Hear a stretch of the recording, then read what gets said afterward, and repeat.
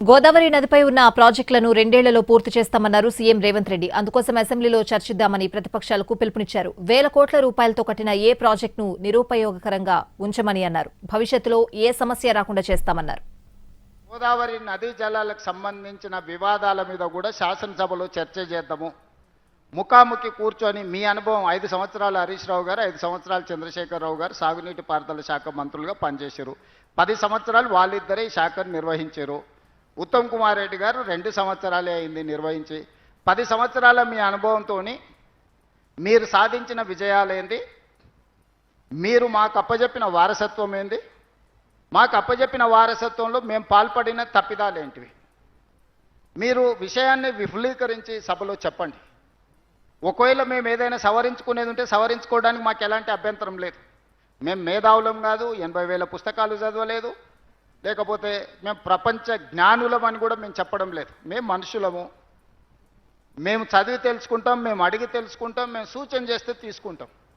రాబోయే 2 ఏళ్లలో ఎట్టి పరిస్థితుల ఈ ప్రాజెక్టులను అన్నిటినీ పూర్తి చెయ్యాలనే చిత్తశుద్ధితోనే ఈరోజు ఇక్కడికి రావడం జరిగింది.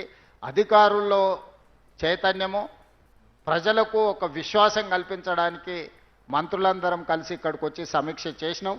దీనికి సంబంధించిన భూసేకరణ కావచ్చు, నిర్మాణానికి కావచ్చు, మెయింటెనెన్స్కి కావచ్చు, అవసరమైన అన్ని నిధులను కూడా సత్వరమే విడుదల చేయడానికి ప్రభుత్వం నిర్ణయం తీసుకుంటుంది.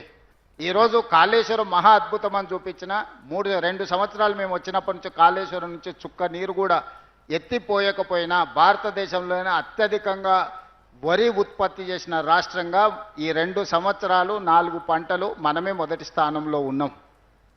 గతంలో కల్పించిన భ్రమలన్నీ కూడా అవి భ్రమలే అన్న సంగతి ఈరోజు ప్రజలకు అర్థం కావాలి. సరే, ఏ ఉద్దేశంతో ఏ ఆలోచనతో వాళ్ళు మేడిగడ్డ అన్నారం సుందిల కట్టినరో, ఆ పంపోజులు కట్టినరో, ఆ లిఫ్టులు పెట్టినరో, ఆ నీళ్ళు ఎక్కడికి పోయినా, నిధులు ఎక్కడికి పోయినా నేను విమర్శ చేయదలుచుకోలేదు. ఎన్నికలు వచ్చినప్పుడు ఎన్నికలు చేసుకుంది. ఎన్నికలలో సరే తూకిత్తా మైకిత్తా అనేది మీరంటారు, మేమంటాం, అన్న తర్వాత ప్రజలు తీర్పిస్తారు. పార్లమెంట్ ఎన్నికల్లో తీర్పిచ్చిండ్రు, అంతకంటే ముందు శాసనసభ ఎన్నికల్లో తీర్పిచ్చారు, సర్పంచ్ ఎన్నికల్లో తీర్పిచ్చారు. కాదు కూడదు రెఫరెండం అని జూబ్లీహిల్స్ ఎన్నికలంటే శ్రీనివాసరెడ్డి గారు, ఉత్తమ్ కుమార్ రెడ్డి గారు జూబ్లీహిల్స్ రెఫరెండంను స్వీకరించారు. నిన్నగాక మన జరిగిన మున్సిపల్ ఎన్నికలను కూడా మీరు చూసిండ్రు. దీన్ని బట్టైనా మీ ఆలోచనలో మార్పు రావాలని నేను కోరుకుంటున్నా.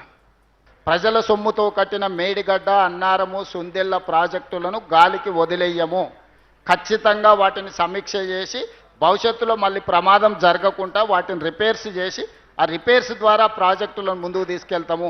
ఎవ్వరు ఎలాంటి ఆరోపణలు చేసినా మాకు ఏమీ బాధ లేదు, ప్రజలు గమనిస్తున్నారు. 10 సంవత్సరాల ఆరోగ్యాన్ని కాపాడుకోండి, పొద్దున్నే లేచి వాకింగ్ చేసుకోండి, సాయంత్రం వ్యాయామం చేయండి, యోగా చేయండి, మంచి ఆలోచనలు చేయండి, మంచి పుస్తకాలు చదవండి. 80,000 ఏం చదివారు, ఇప్పుడు మంచి పుస్తకాలు తెలంగాణ సమాజానికి ఉపయోగపడే పుస్తకాలు కూడా చదవండి. తక్కువకి ఎక్కువకు చిన్నజీర స్వామి గారి సూక్తులు వినండి.